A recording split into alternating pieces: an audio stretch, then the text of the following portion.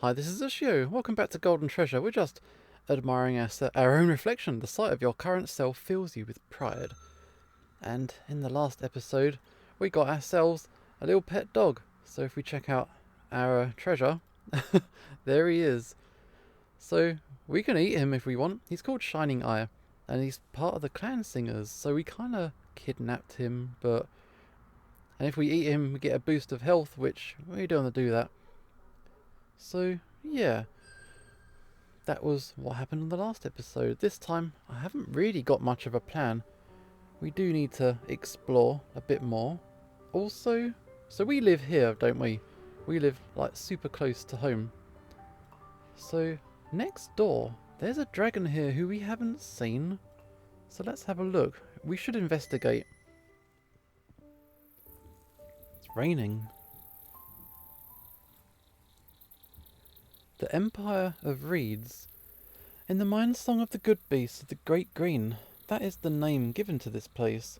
Grasskin dominate the lands, for suns journey warmwards from here. That lightning is strong. Hardstone becomes rare, replaced by a soft reality of water, sweet muck, and life in tremendous variety and volume. Stately spearbills wade between tiny islands. Waterbound creatures swarm in the shadows. Hard-shelled claw snaps ply the mud, and larger creatures of many kinds visit to graze, drink, bathe, and hunt. Of course, this lush territory would not be without a drak to claim it. You stand now at the boundary, scent marked by the kin, whose home this is. What do you want to do? Announce your presence as tradition demands. Alright, we'll do that. You sing a song of annunciation. The mighty rush of air from your voice startles nearby feather beasts, sending them skyward. Soon afterward, a kin appears, one of the Sapphire clan, who have power wherever water rules. It's capable of flight, judging by the size of its wings, but still young for an adult, perhaps only 100 turnings old. Its mind song is fluid and graceful, starting with small shapes, and then expanding images and emotions outward in all directions. I am the slow, hidden current which builds to a crushing wave. I am the patient breeze which rises to a tempest. I am the Reed Lord. How will you address Tempest the Reed Lord? Introduce yourself, say that you've come to acknowledge Tempest's territory, ask in return that you acknowledge yours. Say you come to trade, ask about the clan. Do you know Darktooth? Challenge? Okay, for control, challenge for a prize. Leave and return. Okay, so let's say hello. Introduce yourself and ask for a bit of mutual respect. We'll go with this. Tempest listens to your introduction patiently, and after briefly considering, answers. So shall it be. I have little interest in the Coleswood dry skin, and furthermore, that land is over-blessed. The spirit of the Great Green lives close by. To claim it as territory, as you have done, is perilous and presumptuous. Here, where water and life are plentiful, is the home of my choosing. Remain far from my empire, and I shall mirror your inaction. Okay. So, let's chat. Tell me about your clan. Well, your Emerald clan became enamoured of the Great Green. My clan made a pact with the Great Blue. We gave ourselves over to water, its rhythm and its music. Our bodies flow freely through it, and we can hold air within ourselves longer than any other clan, allowing us to dance in the dark depths which sun has never seen. Fire holds little sway in the water realm. We bartered away our flaming breath for a new kind of fire, the sparkling lances which spread, shock, stun, and kill. Still, we have far more in common than otherwise. We are kin, as you are, true children of above and below, greatest of the beasts, save for sun and earth themselves. We seek treasure and prey and dominion. We are true kin. Okay, do you want to trade? Do you know Darktooth? Do you know Darktooth? Let's gossip. Darktooth is an elder of my clan who lives riseward from here, in a mostly barren land, infested with tailless. Once it was overlord of many tides, but it abandoned the cool waters for a dry wasteland. It is one of the 7 great elders, the Paragons. I cannot claim to understand its purposes. Its wisdom is far famed, and its songs carry the weight of mountains, though some of its recent actions seem strange. Okay. Do you want to trade? Challenge? Do you want a prize? Let's compete. Let's have a bit of fun. Tempest Tail rises and falls in a gesture of mirth, which sends water splashing. Very well, child. For 10 shiny things, I will wager a lesser artifact which no longer interests me. Would you truly engage me in a riddle challenge? I mean, I'm terrible at these, but sure. Here is my riddle. I am the herald of he who is greatest. I break, but I never shatter. I break, but I never shatter. We'll go with breaking wind. No! Oh man! Are Aldrak not taught while still in the chamber that sun is the greatest of all givers? And is not his herald the dawn who runs before him? Dawn which breaks, but does not shatter. I mean, I went with the fart joke. So, sorry about that. Tempest takes your offering of shiny things, and you depart with less than you once had. You know not to return until you have matured. But then you may face the Sapphire King again, and perhaps be victorious. In the meantime, you have grown cleverer and more determined for having suffered this loss. Okay, we got Air Mastery and Earth Mastery. Nice. So we met a new dragon. Maybe we should be a little bit more dragony in this episode. There is the dragon in the northeast. Oh, who's this? This is very new. You hear a sudden challenge travel through the afternoon air. Behold, the flower of earth has come. Our magnanimous patron challenges the holder of these lands. Stand before the one who rises and prepare for vagrancy. You are certainly being summoned to defend your territory, but there's something strange. The voice is not that of a drac. Greetings, a drac. You stand now before the fabulous, marvellous, transcendentant, magnificent, rising flower of earth opening into beautiful maturity. You decide to call it Bloom. I speak with the voice of our enlightened master. Earth has revealed to our patron's advanced mind that this land, the Spiritwood, is destined to be our home. Soon the Gree shall be transformed into a bastion for our prophet and liege, and all who wisely worship this pure and perfect, is it Mr. Gog? And if you are so cursed and miserably foolish as to stand in the way of perfection given flesh, state your terms of defence, but beware. Would you make a challenge of battle? All of these warriors you see are one with the Master, and all will fight you together. Against such unity you have no hope. A challenge of the mind? All of us are one in thought. What riddle will you pose that one of the many would not know? You are already defeated. Depart with grace, and let not violence mar the wedding of this land to the rightful overlord. What is going on? Challenge Blue and its peons to a physical battle. Challenge Blue into a battle of wits. Question. What is going on with you? Being fairly certain that Earth has not appointed this or anyone kin to speak for her, you question the assertion that Bloom is her prophet, and the herald replies, Behold, another prophecy fulfilled in our prescient Lord's beneficence. Were we not told this very sun that the drac of these lands would malign our master's status and question our faith? Great opening flower now rising, feeds us, protects us, makes new paths. How like Earth, the great birther it is. Some of us here, slaves to the tailless, but the exalted one took us in. Some were outcasts from their tribes, doomed to destruction, but we found a light by which to see, a fragrant breeze to scent. How could any not sent by a great power have done such things? Verily, our patron is all-knowing, all-hearing, all-scenting, incapable of error. Okay, except the fact there is no song. Will change these creatures to hardened minds, or call Bloom's divine perfection into question. That is a red, so that is not going to work out. Except the fact there is no song, which is going to change these guys' minds. They're deluded. I mean, do we think they're that strong? I mean, it is a chicken, and there's all these little things. There is a hidden option. If only you had good peace followers of your own. I mean, I don't. How strong are we? I mean, we look okay. We're not super strong. I'm not sure what to do. I'm terrible at fighting, but let's go for it. Having to battle several beasts is not a welcome departure from tradition, but there is no law against it. Bloom has somehow nurtured such loyalty in its disciples that they are willing to fight even a drac. Only by defeating Bloom's vanguard of tusk and horn can you advance to the true fight. An unusual dance of destruction begins. Okay, we've got a multi-layered fight. This is not going to go well. And this goat is... It's kind of strong. Its fire is stronger than mine. I'm not very good at the fighting. It has been noted, you have been giving me comments and you're like, dude, you suck at fighting. So, I don't know what to do about it. Okay, that was water on water. It is crippled. We are good. So let's go with an earth. A nice, safe earth attack. A bite or a brace? A bite, I think so. That was good. That was good. So, shall we change up? It seems to be... It's gone water, earth. Or shall we just go fire?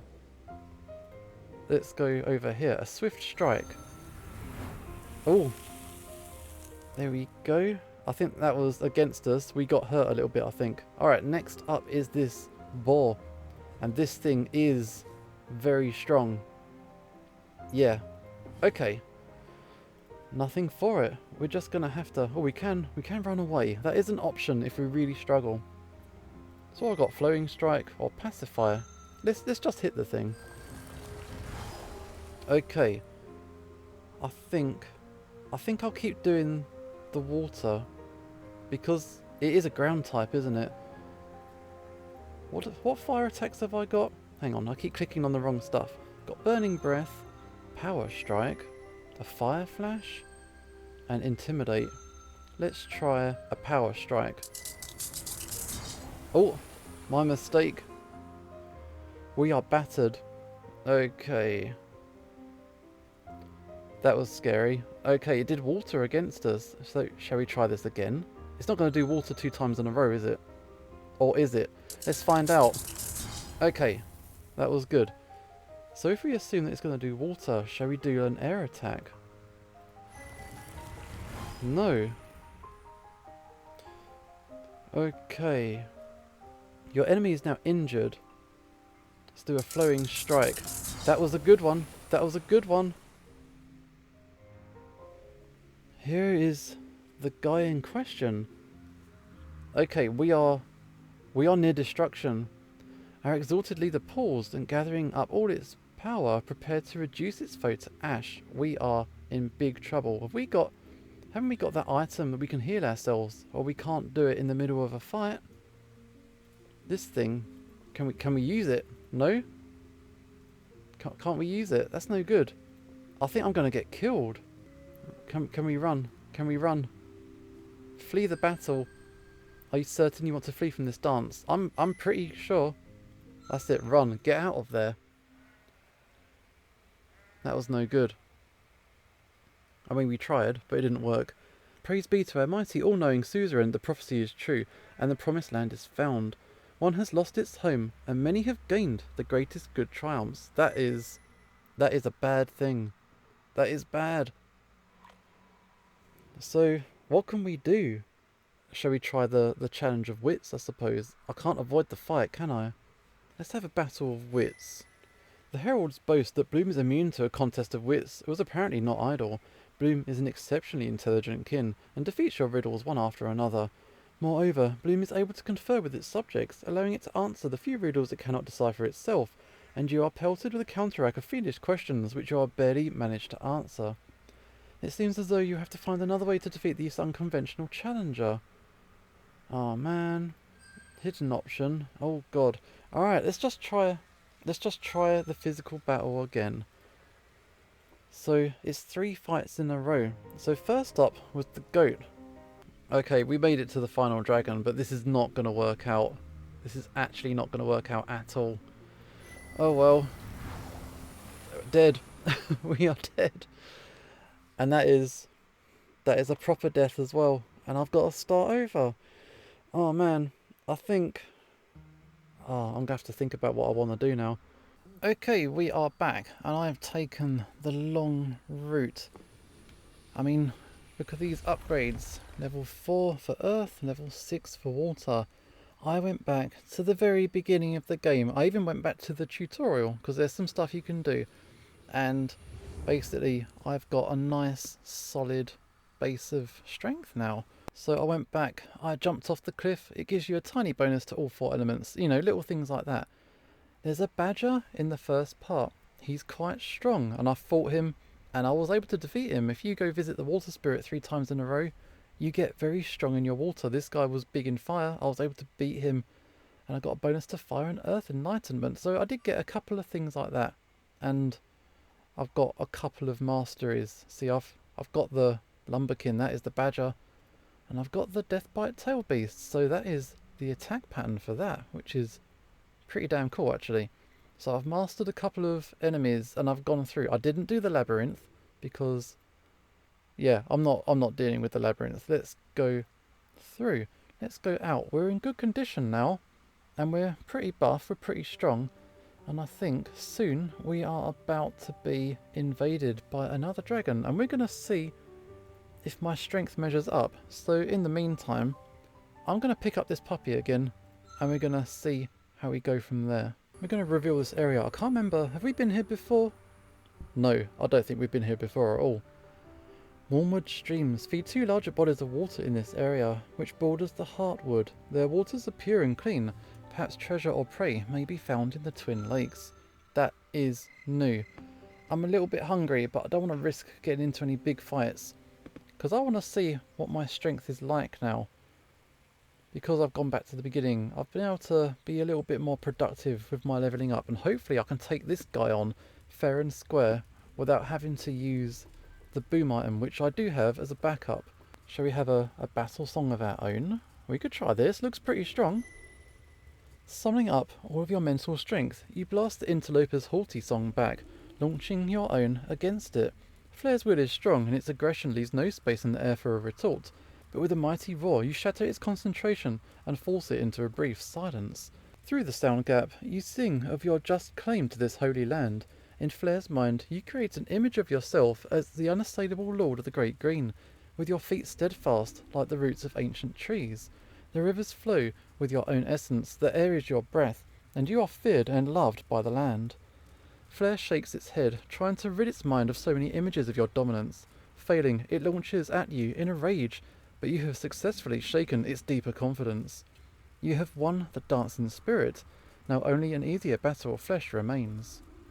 Oh, so we're going to go into the fight at an advantage. This guy does use a lot of fire, doesn't he?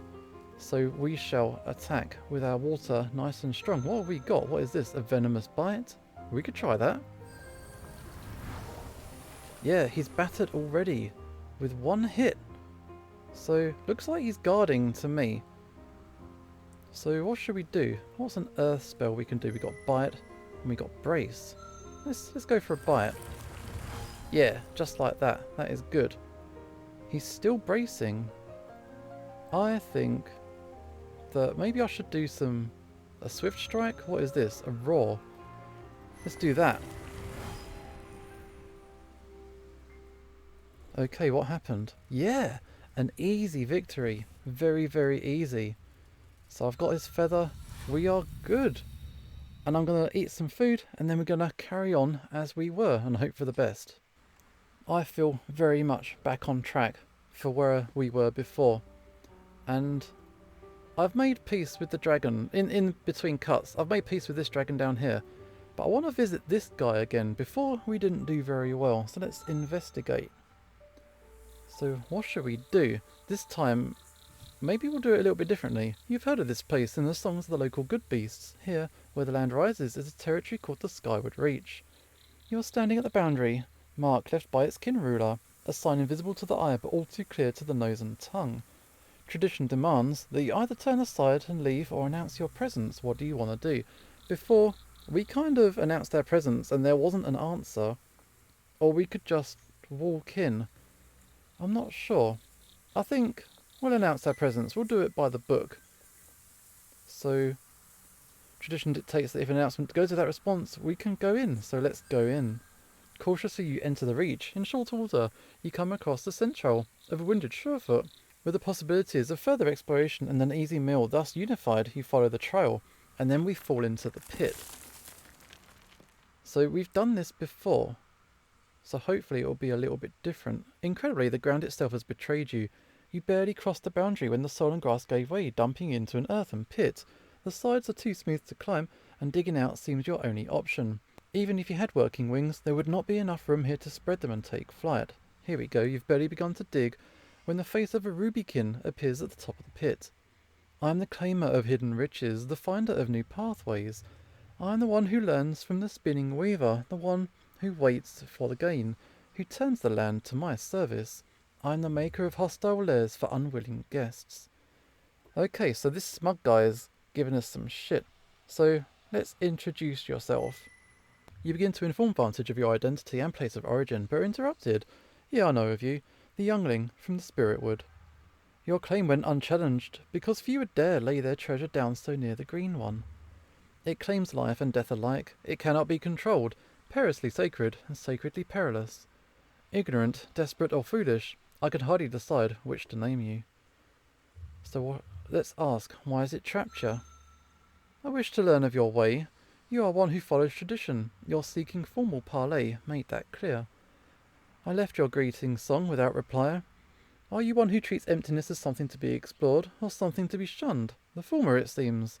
Now I'm still learning of you. With every action, every breath, you give yourself more away. So we can attack, ask mutual acceptance. Can I leave? Challenge? Ask for mutual acceptance. We'll go for this. To claim the land near the very spirit of the Great Green is either foolishly dangerous or dangerously foolish. I have no intention of invading such a space. Vantage falls silent, but your request seems to have been obliquely approved. Vantage will not trouble your lands for the near future. What do you want to do? Let's have a game. You hear Vantage's tail thump above you. You have amused it. Wait, it says peremptorily. Turning away, a short time later, it reappears, holding some kind of dark object in its jaws. You may have this if you can find a way to take it from me, but I will allow one attempt.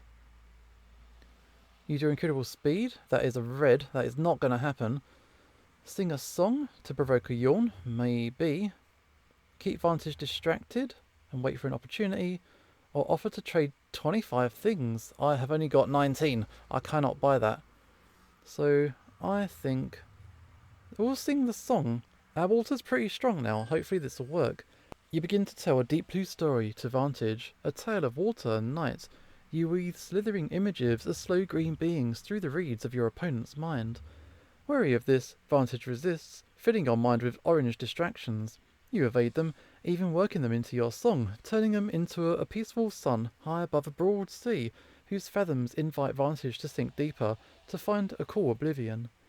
Finally, eyes unfocused, Vantage lets out a yawn. Too late, it realizes its mistake, and tries to close its mouth, but the artifact is already falling. As you take possession of it, Vantage grouses. Boring me into releasing it, how artful. One side of the pit collapses, creating a relatively easy way out, though you do not know how Vantage caused it. Leave now, do not return unless prepared to challenge me for my lands. The ruby drac is gone by the time you climb up and out of the trap. Soon you're safely back in your own territory. It seems as though the skyward reach is off limits for now. Perhaps one day, when you're stronger, you could challenge Vantage for it. It will undoubtedly be an interesting gambit. We won! Last time we lost, but this time we got an onyx rod. Seems to be some kind of black shinestone, but it's not obsidian or quartz. Got it. That was good. So that is proof in the pudding that we are definitely stronger and in a better position than what we were before. So let's go maybe one more place. Where should we go to? We did just check out this new area here. What is this? This looks really weird. Let's check it out. Leaves. One sun, you come across a plant with a curious scent. While your music dictates that you consume flesh as your primary fuel, you've made snacks of some grasses and herbs from time to time. They amuse your mouth and are of help when something is stuck within. This plant, however, is altogether different. It smells like dreams, with strands of green fibre flesh and murmurs of heartbreak and the beyond. Your core is mildly repulsed by it, but your essence is drawn to it. What do you want to do? Is this some kind of drug? Let's find out. You learn by your mistakes, right? You taste a bitter tang, which is completely strange, yet also familiar, as the herb slides across your sensitive tongue. Could this be medicinal? Whatever the case, you continue on afterwards, wending through the undergrowth, tasting the air of prey. Unfortunately, no meat scent meets your senses. Oh wait, or was that no meat sense meets your senses? You do, however, scent a nearby honeysuckle bush. Until now, however, you never realised how glorious the scent of honeysuckle is. We are tripping. It trickles through your mind, seeming to embed itself in your very essence. You bury your muzzle in the honeysuckle and inhale it, taste it, let it flow all throughout yourself. Moving on, you feel the way the tall grasses brush against your underscales. No, you don't feel it. You feel it completely. How could you never have noticed how wonderful it feels? We are high as fuck. Flopping down onto your side and rolling around, you can acutely sense every last scale on your body, can taste each one lighting up as the grass caresses you so very tenderly. Your whole body is alight, and then it is light itself. You're seeing yourself dissolving into the grass, into the nearby trees, into the wind as it touches you, and yet you are not at all alarmed by the dissolution. Of course, you're the wind. How could you have thought that you were a silly giant lizard? What do they call themselves? Oh, it doesn't matter. A rainbow lumberer honeybuzz hovers nearby. It roars cheerily to you. Hello, wind. You roar politely in return as a cloud of tiny clan singers, each one smaller than your smallest talon, washes over you, singing a lovely refrain involving clouds and... Why have you never eaten a cloud? You're completely certain there will be an explosion of lovely flavour upon your tongue, like a bursting gallbladder in your mouth, and oh my, you want to... need to... eat something's gallbladder right now. Right now. You hop on from treetop to cloud top to the tops of the tiny flowers, all of which support your weight perfectly, and sing gallbladder every time you land on them, helpfully, because you almost forgot that idea, and it's so amusing that you almost forgot that idea. It's even amusing that you are amused that you almost forgot that idea as your tail thumps joyfully. The thought occurs to you that if you were a no-tail, you wouldn't thump your tail. In fact, do no-tails even have any way of expressing amusement? What? No-tails? No-tails, with their dead shinestone false claws that they used to destroy. Their bodies covered with the skins of other animals, stilting across the land like wobbly totems of death on their two thin legs, the scent of otherness clinging to them like a giant writhing bloodsucker. They are bloodsuckers, you can see them all, burying their terrible soft talons and blunt teeth into the great Bertha, sucking the essence out of her, leaving Earth stained with the rainbow black death and horribly dry. Why? What are they? You must destroy them, you must save the green. Oh no, there are so many. Why, son, help us, Earth, help us. The others have come, bringing death with their foul offspring. No. Too much drugs. Bad drugs. That was a bad trip, I think. When you awaken, Moon is looking down at you. Everything has returned. You're once again in conscious command of your mind and body, and know what is and what is not. You have no idea where in the Great Green you are. Tracing your own scent back to your lair and discovering evidence that you apparently did several things while under the influence of the herb, which are better not to think about, you curl up and sleep for a very long time. Having lost the contents of your stomach during the escapade, you're ferociously hungry and set out immediately to find something to devour. You will never ever eat that 3-leafed herb again. Or perhaps you will. There was a kind of joy, more pure and insurmountable, when you ate the herb than you have ever felt. You feel as though your very essence was stretched wider, and you had a sense of deep escape from the horrors of life until the last bit. So what is that stuff? Okay. Lots of drugs. Lots of drugs. I wonder how many nights we slept.